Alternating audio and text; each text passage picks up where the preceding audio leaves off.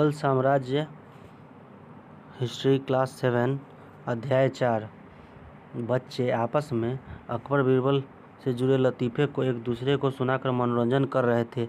इन दोनों से जुड़ी मज़ेदार कहानियाँ आम प्रचलन में रही है, इसलिए बच्चे इन दोनों के नामों से परिचित थे। सहसा कुछ बच्चों के मन में इन दोनों के विषय में जिज्ञासा पैदा हुई। क्यों अभी तक ये दोनों चरित्र बच्चों के लिए कहानियों के काल्पनिक पात्र ही थे। आपने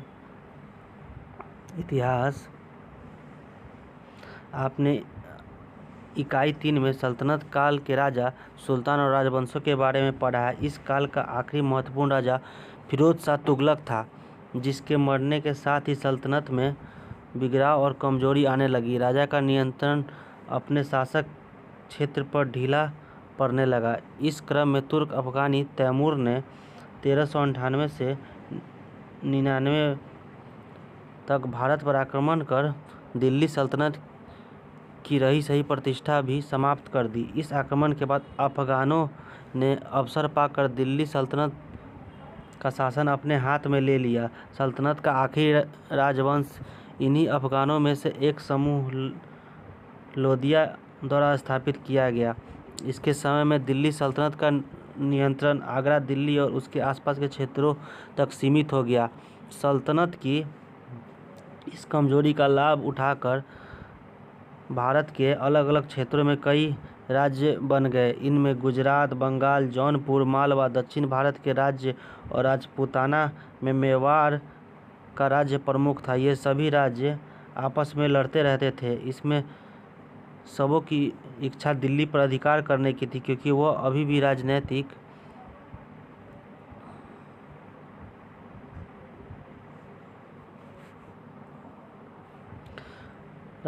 शक्ति और प्रतिष्ठा का प्रतीक था। वस्तुतः दिल्ली सल्तनत के काल में लगभग 300 वर्षों तक राजधानी रही थी। यहाँ से भारतवर्ष के अधिकांश हिस्सों पर शासन किया जाता था, इसलिए यह शहर एक तरह से भारत का सबसे महत्वपूर्ण शहर था। बाबर इन छोटे राज्यों में ही बिहार में नुहानी अफगानों का शासक था। इस राज्य के अधीन फरीद या शेर खां का सासाराम पर नियंत्रण था। वह अपनी योग्यता के बदौलत नुहानी राजाओं के काफ़ी करीब आ गया था। धीरे धीरे शेर खां ने बिहार में अपने को प्रभावी बनाया और आगे नुहानी शासकों के शासन पर स्वयं बिहार का शासक बन गया। बिहार के इस बदलाव में पड़ोसी बंगाल के अफगान शासकों के साथ शेर खां का संघर्ष की स्थिति बन गई। बंगाल के शासक शेर खां के इस बढ़ते प्रभाव से चिंतित थे। 1538 ईस्वी में दोनों के बीच युद्ध हुआ।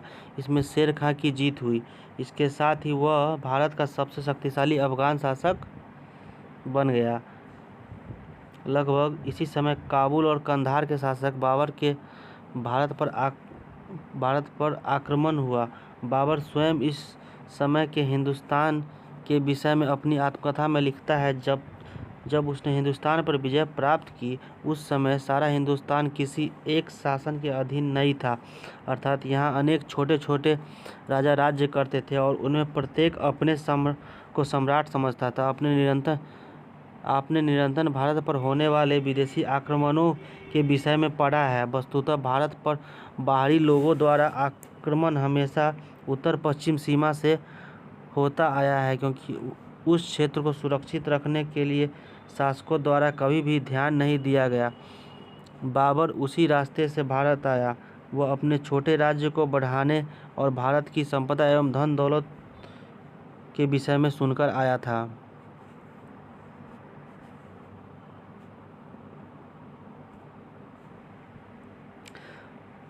भारत में मुगल राज्य की नींव।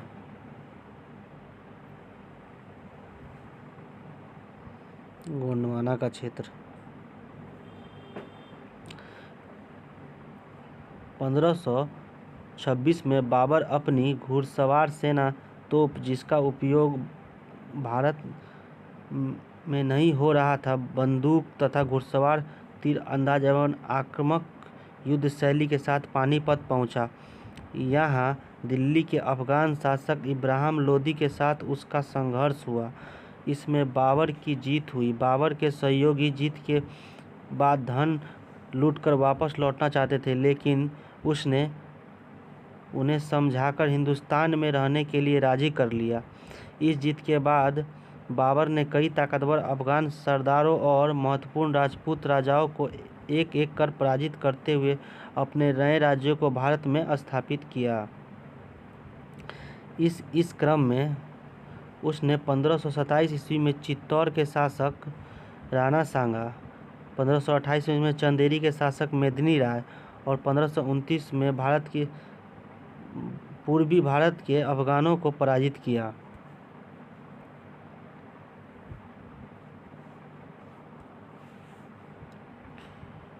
शेर खां का मुगलों के साथ संबंध। शेर खां कुछ दिनों तक बाबर के अधीन मुगलों की सेवा में भी रहा। वहां उसने मुगल के कार्यकलापों को बारीकी से देखा, जिससे उसे निराशा हुई। इसके बाद अपना पूरा ध्यान बिहार में अपने शासन को मजबूत बनाने पर दिया। उसने यहाँ अपने को मजबूत बनाते हुए मुगल बादशाह से सीधी लड़ाई के लिए तैयारी भी की। हुमायूं तथा मुगल अफगान संघर्ष। बाबर अपने राज्य को बिना व्यवस्थित किए 1530 में मर गया। उसका बड़ा लड़का हुमायूं बादशाह बना। उसको शुरू से ही भारत में शासन कर रहे राजवंशों के शक्तिशाली विरोध का सामना करना पड़ा। सबसे प्रबल विरोध अफगानों की तरफ से हुआ, क्योंकि अफगान उस समय भारत में सबसे शक्तिशाली थे। उसका शासन भारत के कई हिस्सों में फैला हुआ था। अफगान विरोध का केंद्र बिहार था। यहाँ शेर खां की लगातार प्रगति को देखकर हुमायूं ने सबसे पहले बंगाल को, जिस पर शेर खां का अधिकार हो गया था, जीतने का प्रयास किया। इसमें उसे सफलता भी मिली। शेर खां ने हुमायूं के बंगाल अभियान को नहीं रोका।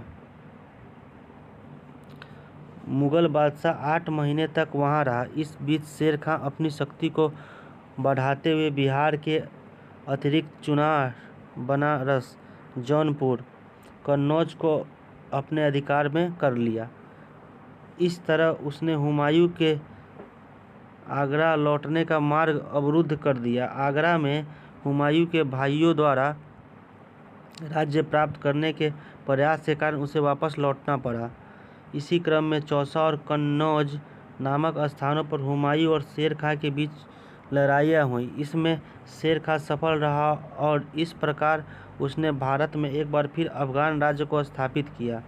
मुगल अफगान संघर्ष के इस दौर में अफगानों की जीत का पूरा श्रेय शेर खां के सफल कूटनीति को जाता है।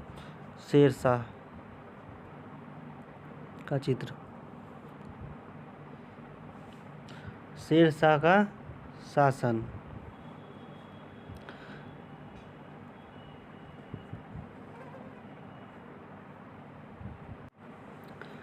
शेर खां ने राजा बनने के बाद शेरशाह की उपाधि धारण की। उसने अपने पूरे राज्य में कानून और व्यवस्था स्थापित की।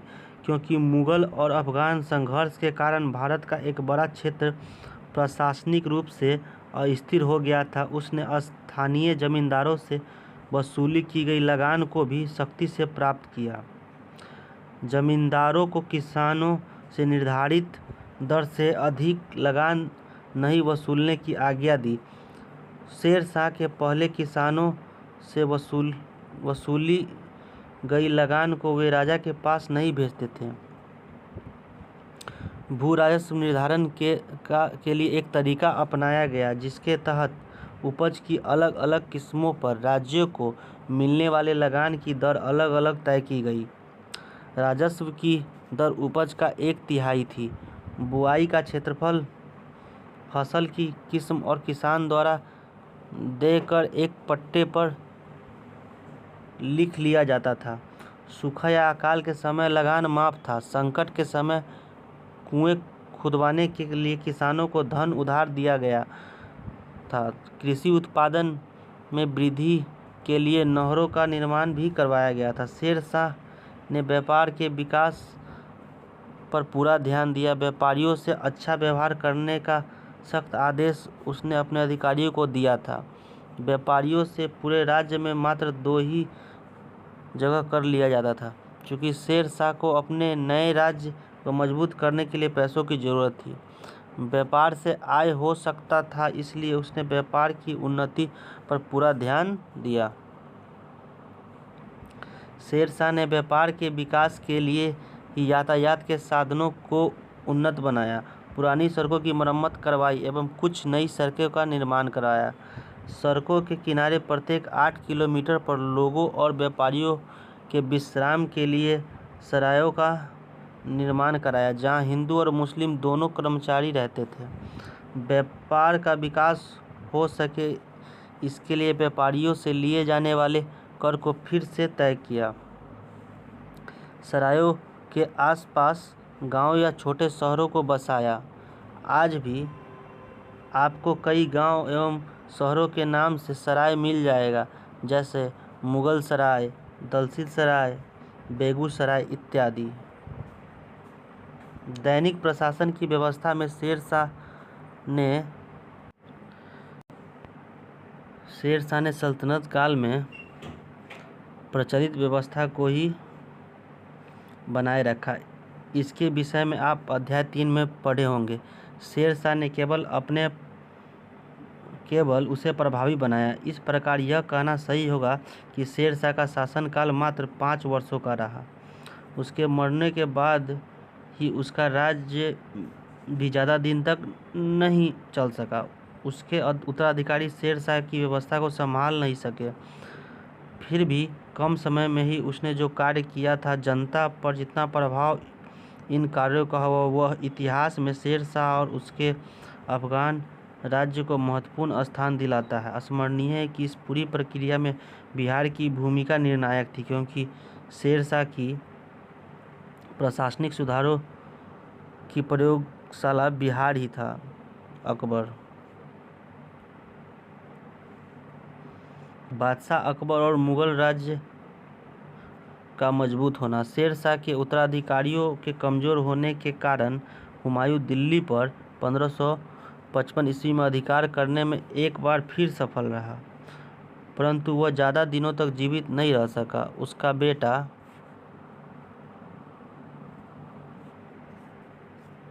अकबर 13 साल की उम्र में बादशाह बना 1556 ईस्वी में। उस समय हिंदुस्तान में मुगल वंश का राज्य ठीक से जम नहीं पाया था। चारों तरफ दूसरे राजा मुगलों को खदेड़ने पर तुले थे। अकबर की छोटी उम्र को देखते हुए मुगलों के प्रमुख अधिकारी बैरम खां ने शासन का काम चलाया और अकबर को राजकाज की शिक्षा दी। उसने पहले अपने राज्य को बढ़ाने एवं फिर उसे मजबूत करने का काम शुरू किया। अकबर ने मुगल राज्य को बढ़ाने के लिए कई राज्यों को सैनिक अभियान द्वारा अधिकार में किया। राज्य का आरंभिक विस्तार 1556 से 1576 के बीच हुआ। उन दिनों आज के मध्य प्रदेश के इलाके में 2 महत्वपूर्ण राज्य थे। एक राज्य मालवा, जहां का राजा बहादुर शाह था, जिसकी राजधानी मांडू थी। दूसरा राज्य गढ़ कटंगा यानी गोंडवाना था। 1561 से 1562 ईस्वी में इन दोनों राज्यों पर मुगलों ने अधिकार कर लिया। विजय के बाद मुगल सेनाओं और सेनापति उद्दम खां को बहुत धन प्राप्त हुआ, जिसे उसने अकबर के पास नहीं पहुंचाया। इसका पता चलने के बाद अकबर ने कड़ाई से उस धन को प्राप्त किया।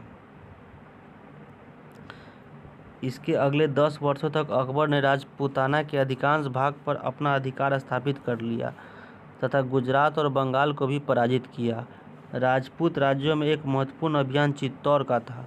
वहां महाराणा प्रताप का राज था। उसने अकबर की अधीनता मानने से इनकार किया और जीवन भर विरोध करता रहा। अकबर के अधीन मुगल साम्राज्य। बरार, इलाहाबाद, पटना, बंगाल, उड़ीसा, कांधार, लाहौर, काबुल, श्रीनगर, कश्मीर, पंजाब।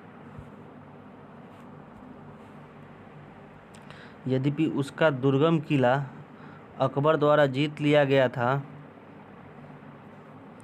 चित्तौड़ के बाद दूसरा महत्वपूर्ण राज्य रणथंभौर को अकबर द्वारा जीत लिया गया था।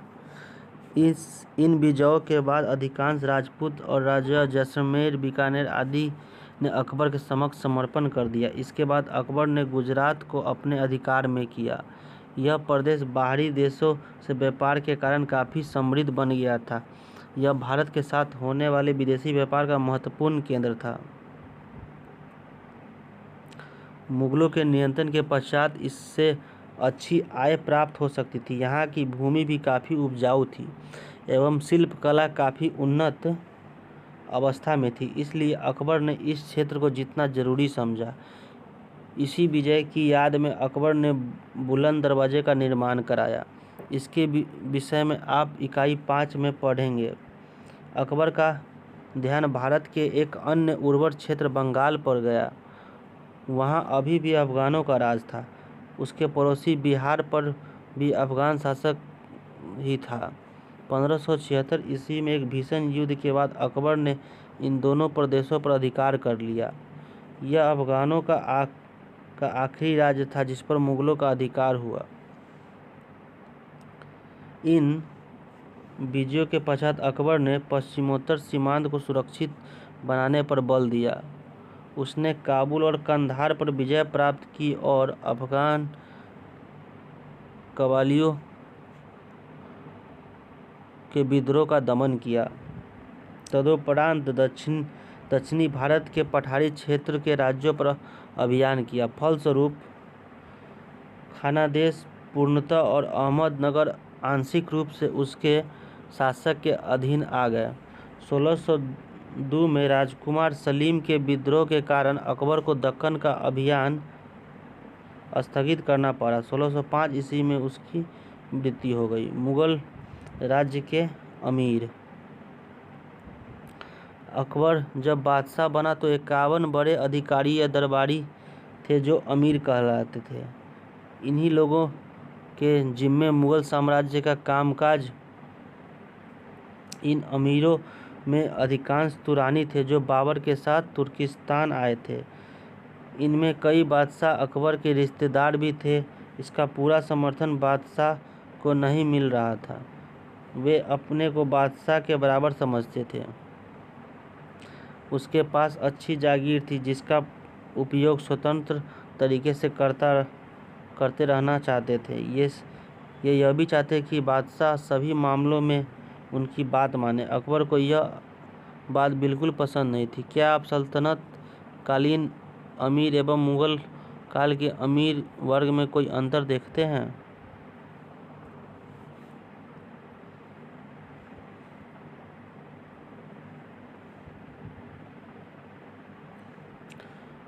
वह चाहता था कि उसका आदेश लोग माने। अकबर इस स्थिति से निपटने के लिए अस्थायी उपाय किया। उसने दरबार में ईरानी अमीर भी थे जो हुमायूं के साथ भारत आए थे। उसने इन ईरानी अमीरों को बढ़ावा और समर्थन दिया। इससे खुश होकर इन लोगों ने अकबर को पूरा सहयोग दिया। इनका साथ लेकर अकबर ने तुरानी अमीरों को नियंत्रित किया। हिंदुस्तानी मुसलमानों को अमीर बनाने की कोशिश। आगे ऐसी कोई समस्या खड़ी न हो इसलिए अकबर ने कुछ और उपाय किए। उसने हिंदुस्तानी मुसलमानों को भी अमीर बनाने की कोशिश की। वह जानता था कि राज्य मजबूत बनाने के लिए हिंदुस्तान के शक्तिशाली और मजबूत लोगों का समर्थन लेना जरूरी होगा। ऐसे दो सामाजिक वर्ग थे, एक राजपूत और दूसरे जमीन और संपत्ति वाले मुसलमान परिवार जो कई सदियों से भारत में रह रहे थे। दूसरी बात यह कि बादशाह यह भी सोच रहा था कि अगर वह किसी नए समूह को प्रशासन में शामिल करेगा तो वह समूह हमेशा बादशाह का समर्थन करेगा। इस सोच के तहत उसने भारतीय मुसलमानों को दरबार में ऊंचा स्थान दिया। इस नए वर्ग को वह अपने समर्थन में धीरे धीरे मजबूत करता गया। इसका असर यह हुआ कि रानी और तुरानी अमीर दोनों नियंत्रित रहे। राजपूतों को अमीर बनाने की कोशिश। भारत के इस शक्तिशाली सामाजिक राजनीतिक वर्ग का समर्थन मुगल शासक को मजबूत बनाने के लिए जरूरी था। अकबर ने यही सोचकर इससे दोस्ती का प्रयास आरंभ किया। राजपूत अपने को स्वतंत्र रखना चाहते थे। उसने राजपूतों को सैनिक विजय और विवाह संबंध की नीतियों को अपनाकर अपने अधीन किया। अकबर ने राजपूत राजाओं के सामने यह बात की रखी कि अगर वे उसके अधीन हो जाते तो वह उनके राज्य में उन्हें राज करने देगा और मुगल साम्राज्य में उन्हें अमीर बनाया जाएगा। दूसरे क्षेत्रों में उन्हें जागीर भी दी जाएगी। कुछ राजपूत इस प्रस्ताव को मानकर मुगल अमीर बन गए। इस तरह अकबर राजपूतों को अपना समर्थन बना लिया। उसकी धार्मिक भावनाओं का सम्मान करने के लिए बहुत संख्या हिंदुओं का समर्थन प्राप्त करने वाले 1562 ईस्वी में तीर्थ यात्रा कर बंद कर दिया। 1564 में जजिया कर लेना बंद कर दिया। तीर्थ यात्रा कर 1562 में समाप्त कर दिया था। मुगल प्रशासन एवं मनसबदार। मुगल साम्राज्य एवं प्रशासन की नींव अकबर ने सुदृढ़ की। उसी के पास के समय और शक्तिशाली दोनों थी, जिसके कारण वह ऐसा कर सका। राज्य में मौजूद गांव और शहरों का प्रशासन पहले जैसा ही रहा। अकबर ने किस तरह के प्रशासनिक व्यवस्था अपने राज्य में लागू की, इसकी जानकारी उसके दरबार में रहने वाले अबुल फजल की रचना अकबरनामा और आईने अकबरी से मिलती है। अकबरनामा और आईने अकबरी की रचना अबुल फजल ने की थी। अबुल फजल के अनुसार साम्राज्य कई प्रांतों में बटा था, जिन्हें सूबा प्रांत कहा जाता था। इसका प्रमुख सूबेदार कहलाता था, जो राजनीतिक तथा सैनिक दोनों कार्य करता था। अकबर का साम्राज्य 15 सूबों में बटा था। अकबर का साम्राज्य 15 सूबों में बटा था। सूबा सरकार में विभक्त था, जो आज के जिलों से कई गुना बड़ा होता था। सरकार जिला आज की तरह कई परगनों प्रखंडों में बटा था।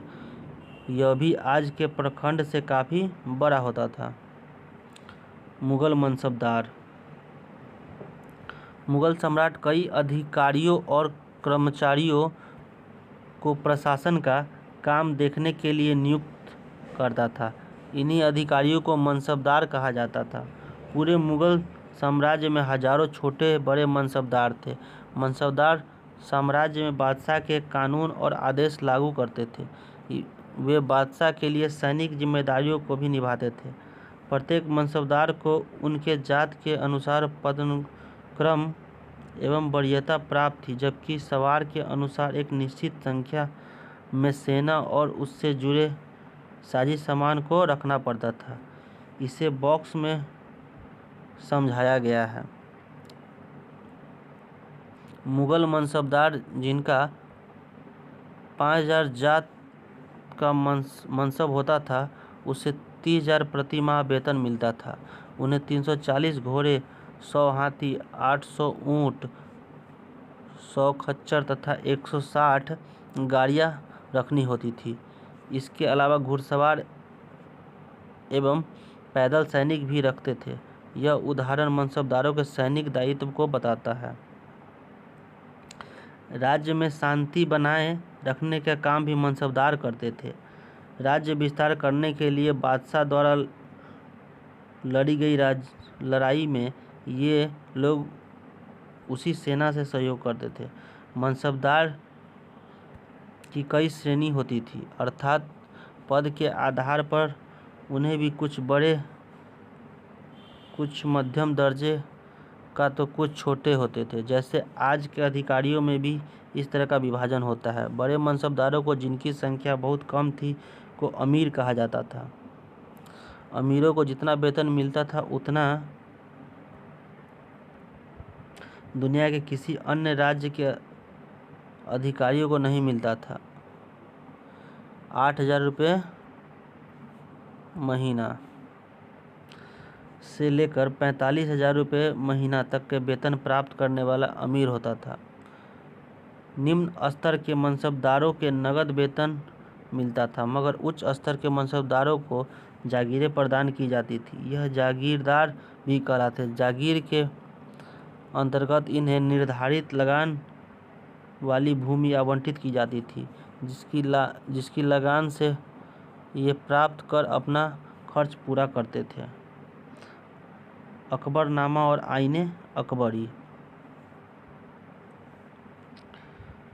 अकबर ने अपने मित्र और सलाहकार अबुल फजल को अपने शासन काल का इतिहास लिखने का आदेश दिया। अबुल फजल ने 3 भागों में यह रचना लिखी, जिसका नाम अकबरनामा था। प्रथम भाग अकबर के पूर्वजों का है। दूसरे में अकबर के शासन काल का इतिहास है, जिसका नाम आईने अकबरी है। इसमें प्रशासन, सेना, राजस्व, साम्राज्य का भूगोल, समकालीन भारतीय संस्कृति और परंपराओं का वर्णन है।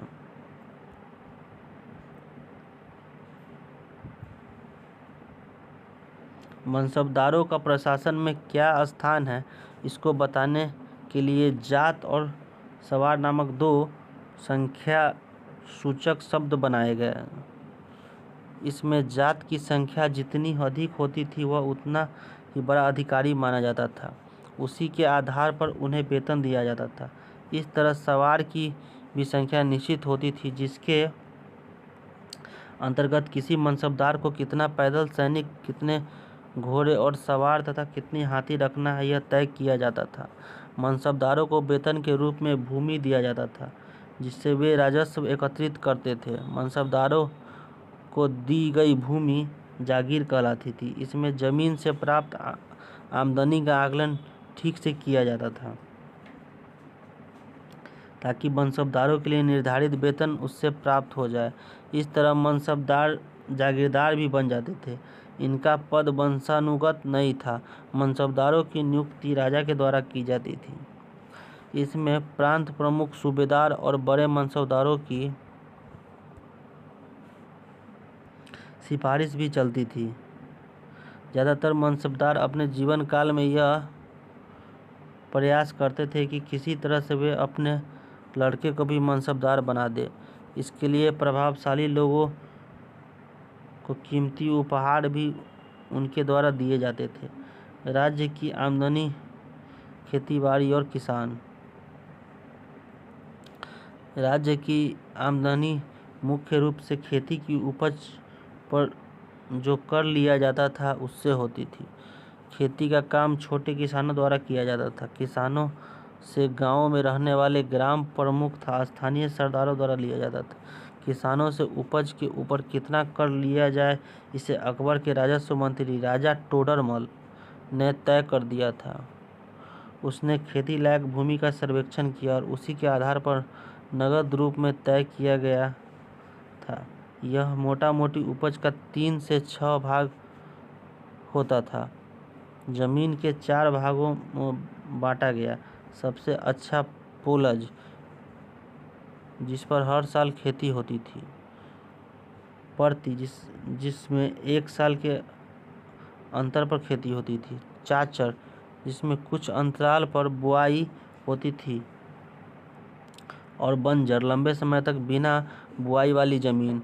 लगान भी इन पर अलग अलग था।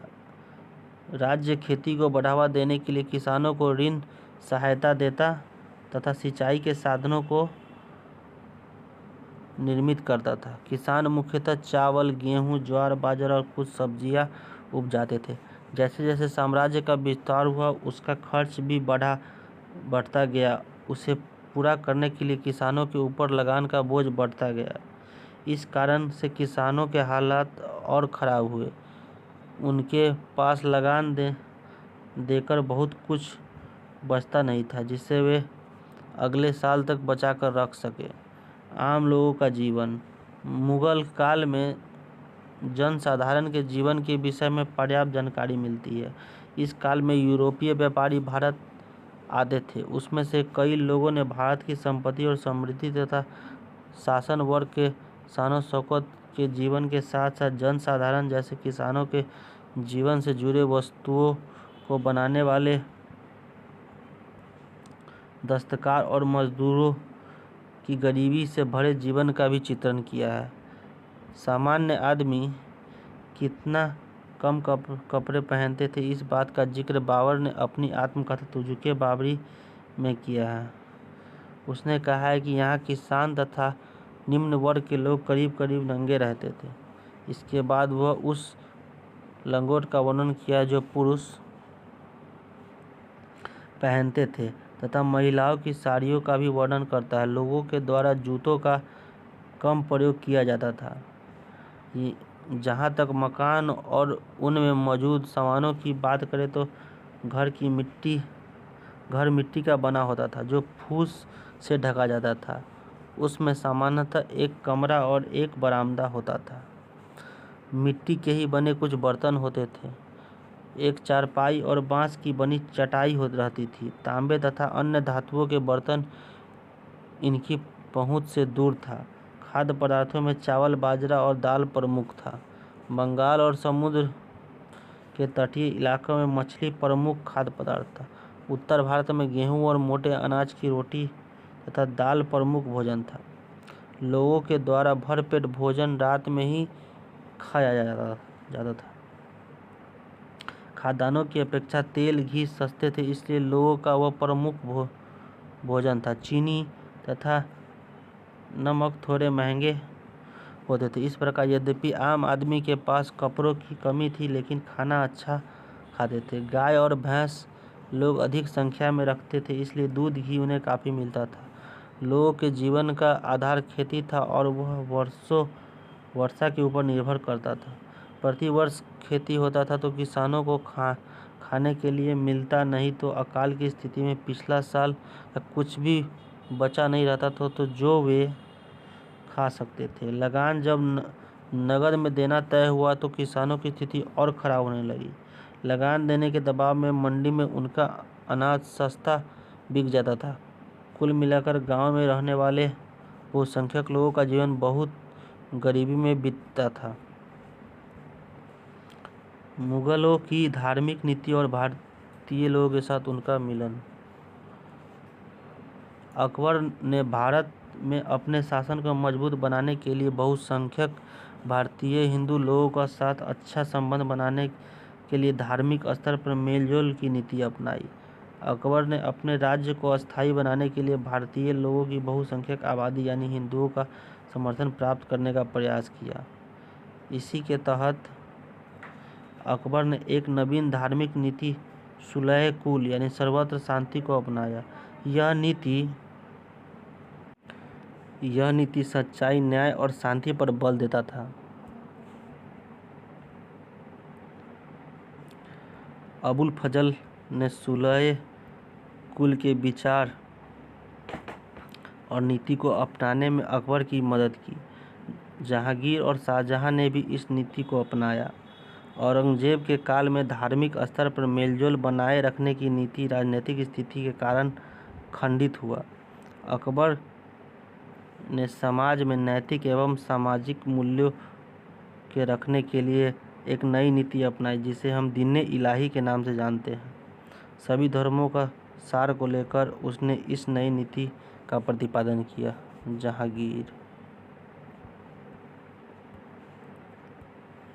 जहांगीर और शाहजहां के समय मुगल साम्राज्य। 1605 में अकबर के मरने के बाद उसका पुत्र जहांगीर बादशाह बना। उसका शासनकाल सामान्य शांतिपूर्वक रहा। इस समय अधिक युद्ध नहीं हुआ, फिर भी उसने अपने पिता द्वारा जीते गए क्षेत्र पर नियंत्रण और प्रशासनिक व्यवस्था को बनाए रखा। बंगाल पर मुगल सत्ता को इसने और मजबूत किया। मेवाड़ के राजा के साथ अस्थायी शांति स्थापित की। पंजाब के काकरा क्षेत्र पर अधिकार किया। अहमदनगर राज्य के साथ शांति समझौता किया। जहांगीर के लिए सबसे दुखद रहा गांधार का मुगलों के हाथ से निकल जाना। वह अपनी न्याय की जंजीर के लिए जाना जाता था। इसके तहत उसने सोने की एक लंबी जंजीर बनवाई जिससे घंटियां बंधी थी। यह राजमहल की दीवार से लटका दिया गया। उसने यह घोषणा करवाई कि किसी के साथ सरकार अथवा अधिकारी शाहजहां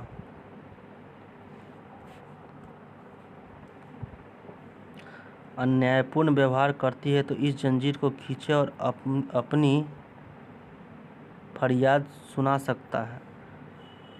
इसका आम आदमी पर कितना असर हुआ यह पता नहीं। राजधानी के लोग इससे जरूर लाभान्वित हुए होंगे। शाहजहां 1628 ईस्वी में पिता जहांगीर की मृत्यु के बाद शाहजहां गद्दी में बैठा। आम लोगों के बीच वह ताजमहल के निर्माता के रूप में लोकप्रिय हुआ। बुंदेलखंड और दक्षिण भारत के विद्रोह को उसने दबाया। बीजापुर और गोलकुंडा जैसे दक्षिण भारतीय राज्य के अधीनता स्वीकार कराने के लिए बाध्य किया। पश्चिमोत्तर सीमा को सुरक्षित करने के लिए मध्य एशिया के बल्ख और बदख्शा पर आक्रमण किया।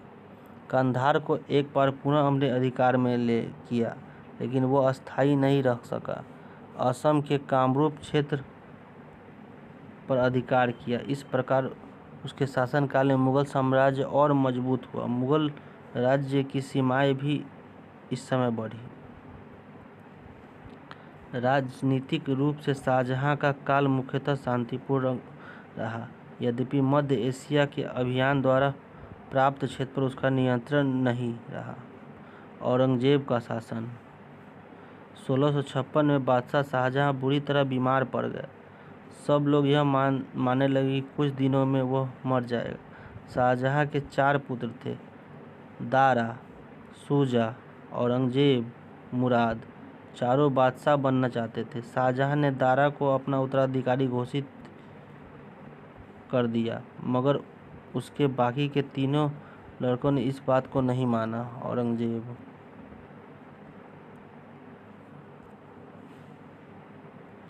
और अपनी अपनी सेना लेकर तख्त पर अधिकार करने के लिए आगरा की ओर चल दिए। भाइयों के बीच कई युद्ध हुआ। अंत में औरंगजेब सफल रहा। वह अपने पिता के जीते जी शासक बन गया। शाहजहां को उसने 8 वर्षों तक कैद में रखा। इसके कारण उसकी आलोचना होती है। औरंगजेब ने साम्राज्य को विस्तार करने की कोशिश की। इसके तहत 1663 ईस्वी में अहोम यानी असम को अपने अधीन किया, लेकिन यह अस्थायी रहा। दक्षिण भारत में 2 महत्वपूर्ण राज्य बीजापुर और गोलकुंडा को 1686-87 ईस्वी में मुगल राज्य में मिला लिया। इस प्रकार औरंगजेब के समय मुगल साम्राज्य अफगानिस्तान से लेकर तमिलनाडु तक फैल गया। राज्य के इस विस्तार रूप में कई नई समस्याएं औरंगजेब के समक्ष खड़ी कर दी। इसमें एक था वेतन के मद में मिलने वाले जागीरों की कमी, क्योंकि प्रशासनिक वर्ग का स्वरूप साम्राज्य फैलाने के साथ साथ काफ़ी बढ़ गया था और उनके लिए जागीर कम पड़ने लगे। इसने पूरे राज्य को अस्त व्यस्त कर दिया था। इसके परिणाम घातक रहे, जो आगे मुगल राज्य के पतन के कारणों में महत्वपूर्ण हो गया।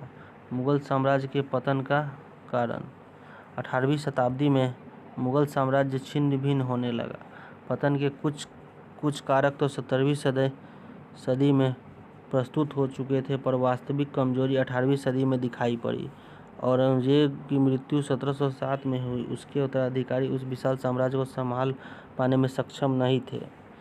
इसके साथ अन्य समस्याएं भी थी। एक शासक के मरने के बाद उत्तराधिकार के लिए संघर्ष सामान्यतः होता था। इसमें धन और सैन्य शक्ति नष्ट हो जाती थी। प्रभावशाली पदाधिकारी इस स्थिति में किसी एक राजकुमार के साथ मिलकर अपना स्वार्थ साधना चाहते थे। वस्तुतः मुगल के परवर्ती शासक महत्वपूर्ण पदाधिकारियों के हाथ के कठपुतली थे। इसने संपूर्ण प्रशासन को गुटों में विभक्त कर दिया। शासकों के कमजोर होने पर महत्वपूर्ण प्रांतों के गवर्नर स्वतंत्र शासक के रूप में व्यवहार करने लगे। पतन का एक मौलिक कारण आर्थिक कठिनाई थी। इस समय तक 1707 के बाद न तो पर्याप्त धन बचा था और न ही जागीर जो अधिकारियों को दी जाती।